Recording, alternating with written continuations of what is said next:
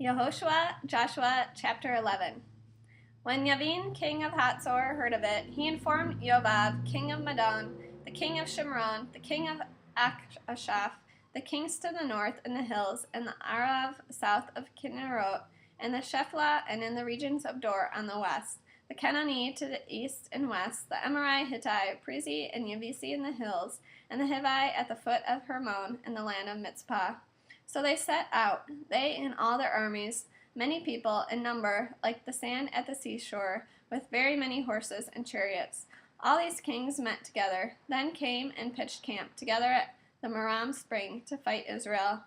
Adonai said to Yehoshua, "Don't be afraid on their account, because at this time tomorrow I will hand them over, all of them dead before Israel. You are to hamstring their horses and burn up their chariots." So Yehoshua came against them, suddenly with all his fighting men, and fell on them at the Merom spring. Adonai handed them over to Israel. They attacked and chased them to Greater Sidon, Misrephoth Maim, and eastward to the Mitzpeh valley. They attacked them until none of them was left. Yehoshua did to them what Adonai had ordered. He hamstringed their horses and burned up their chariots. Then Yehoshua turned back and captured Hatzor, striking its king dead with the sword. For in time past, Hatzor had been the head of all those kingdoms. They put everyone there to death with the sword, completely destroying them. There was nothing left that breathed, and he burned Hatzor to the ground.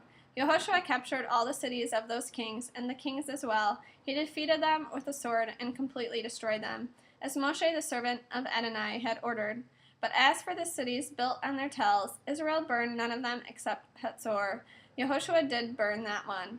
All the spoil of these cities and the livestock the people of Israel took as booty for themselves.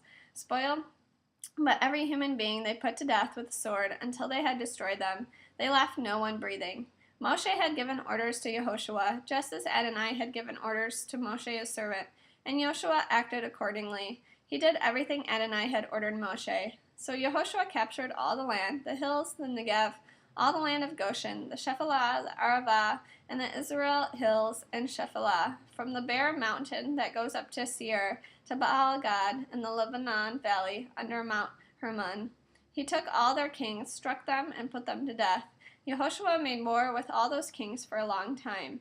Not one city made peace with the people of Israel, except for the Hivite living in Givon. They took everything in battle. For it was Adonai who caused them to harden their hearts and come against Israel in battle, so that they would be utterly destroyed, that they would not find favor, but be destroyed, in keeping with the orders Adonai had given Moshe.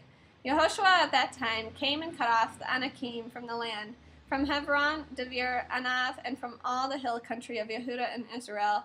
Yehoshua utterly destroyed them and their cities. No Anakim were left in the land of the people of Israel. Only in Azah, Gat, and Ashdod did some remain. Yehoshua took the whole land, in keeping with all that Adonai had said to Moshe and to Israel, according to their divisions into tribes. Then the land rested from war.